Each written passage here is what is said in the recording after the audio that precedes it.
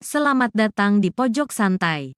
Sebelum Anda mendengarkan audiobook ini, kami menginformasikan bahwa channel ini adalah review audio dari buku yang ada di Indonesia. Untuk membaca keseluruhan buku ini, kami menyarankan membeli buku aslinya di toko buku kesayangan Anda, baik offline maupun online. Keberadaan channel ini dimaksudkan untuk membantu Anda mendapatkan pengetahuan dari buku-buku kesayangan Anda. Jangan lupa untuk subscribe, like, dan komen. Selamat datang di Pojok Santai, channel khusus yang membahas komik dan novel dengan cara asyik. Di pertarungan Andika dan Nyi Rorokweni kali ini, Andika berhasil mempacundangi Nyi Rorokweni. Berhasilkah Andika mengalahkannya? Yuk, langsung saja disimak video kali ini. Kelihatan sekali kalau perempuan itu akan segera mengeluarkan ilmu andalannya, pukulan racun bara neraka. Seperti pernah dilihat Andika sebelumnya, tangan Nyi Rorokweni terangkat tinggi-tinggi dengan seluruh jari terbuka. Dari bawah, sepasang tangannya menegang kaku. Sedangkan kedua matanya terpejam rapat, memusatkan seluruh kekuatan racun dalam dirinya ke telapak tangan. Tak ada 5 helaan napas, tangan Nyi Rorokweni berubah merah. Pancaran warna seterang bara itu menyinari sebagian wajah keriputnya, memperlihatkan garis-garis telengas yang semula tersembunyi dalam hatinya. Bersama satu jeritan membahana, Nyi Rorokweni menerkam dada pendekar Slebor. Hiat! Pada saat jemari tangan Nyi Rorokweni yang meregang nyaris mencabik dada, pendekar Slebor berteriak amat keras. Suaranya langsung membelah malam yang sepi. Dan wuss! Tiba-tiba saja, tubuh pendekar muda itu lenyap dari pandangan mata Nyi Rorokweni. Tentu saja, ratu racun gadungan itu terkesiap. Pikirannya mulai menduga-duga. Mungkinkah pemuda itu memiliki ilmu halimun, suatu ilmu yang mampu menyirnakan raga seseorang? Padahal pendekar Slebor hanya ingin mengecoh lawan. Pemuda ini memang tidak pernah memiliki ilmu langkah yang dahsyat seperti perkiraan Nyi Rorokweni. Selama ratusan tahun belakangan, tak ada seorang pun memiliki ilmu langkah itu, termasuk pendekar Slebor yang baru saja mengecap asam garam dunia persilatan. Anak muda itu hanya mengerahkan seluruh ilmu kecepatan warisan pendekar lembah kutukan pada titik tertinggi. Hasilnya, tubuhnya bergerak menghindari cengkraman jari lawan dalam kecepatan yang sudah tidak bisa lagi ditangkap mata. Itu sebabnya dia terlihat seperti menghilang. Sementara Nyi Rorokweni berdiri tegang. Sedangkan Andika sudah berada di belakangnya dengan senyum ketolol-tololan. Sudah kau temukan jangkrik yang kau cari? Tegur Andika setengah berbisik pada Nyi Rorokweni. Menyadari lawan telah berdiri di belakangnya, Nyi Rorokweni berbalik secepat kilat. Sepasang tangannya menyapu dalam satu gerakan mencabik. Hiya! Wuss! Untuk kesempatan ini, pendekar Slebor tak berusaha menghindar seperti sebelumnya. Dia hanya menanti. Dan ketika tinggal sejengkal lagi tangan merah membara lawan mendarat di lehernya, pendekar Slebor melibatkan kain pusakanya tepat di pergelangan kedua tangan Nyi Rorokweni hingga kini merapat erat. Seraset!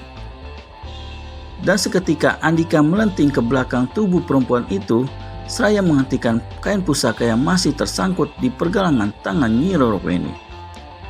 Hentakan sepenuh tenaga pendekar Slebor tentu saja menyebabkan tangan Nyi Rorokweni tertarik deras ke wajahnya sendiri.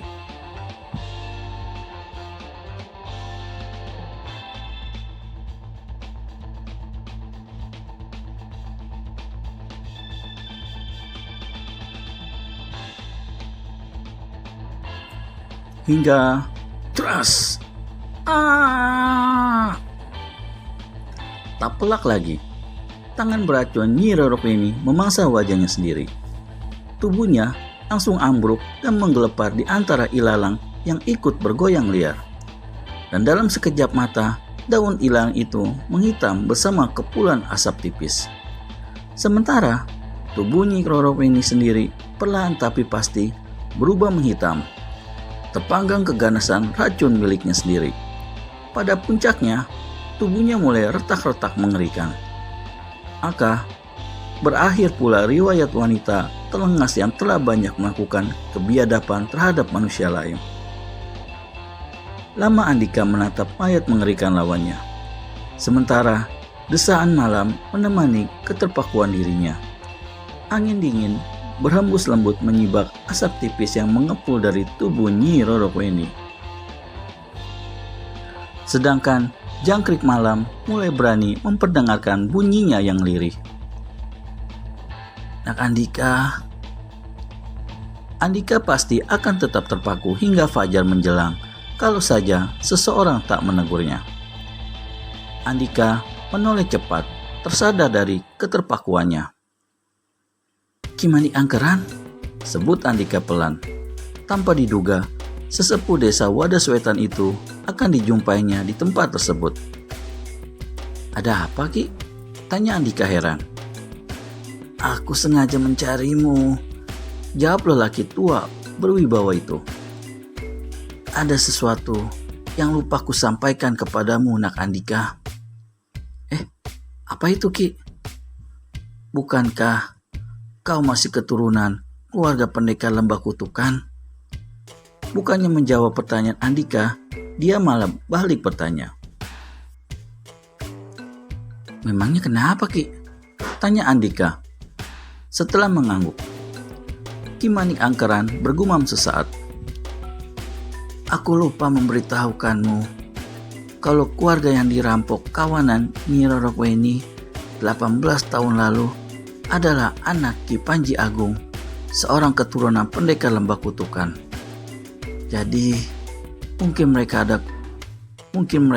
adalah keluargamu juga," jelas lelaki tua itu.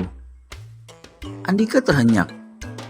Apa yang mesti dikatakannya pada Ki Manik Angkeran tentang kematian Mayang Sari yang ternyata masih berhubungan darah dengannya?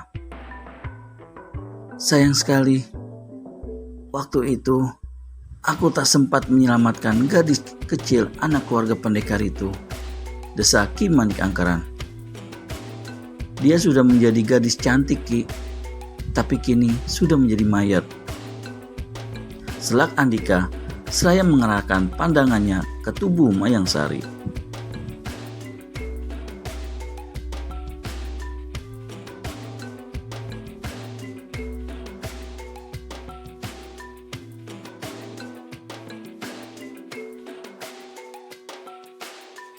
"Jadi, diakah gadis kecil itu?" tanya Ki Manik Angkeran. "Sayang sekali, padahal aku berharap dia bisa tetap hidup dan mencari adiknya." "Adiknya?"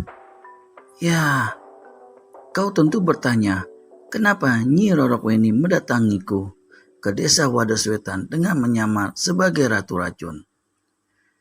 Dia ingin membunuhku karena akulah saksi mata yang mengetahui perbuatan mereka.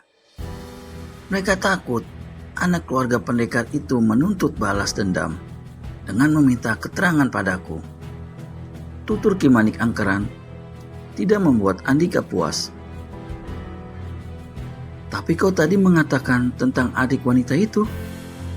"Iya, akulah yang membawa adik lelakinya yang berumur 8 bulan.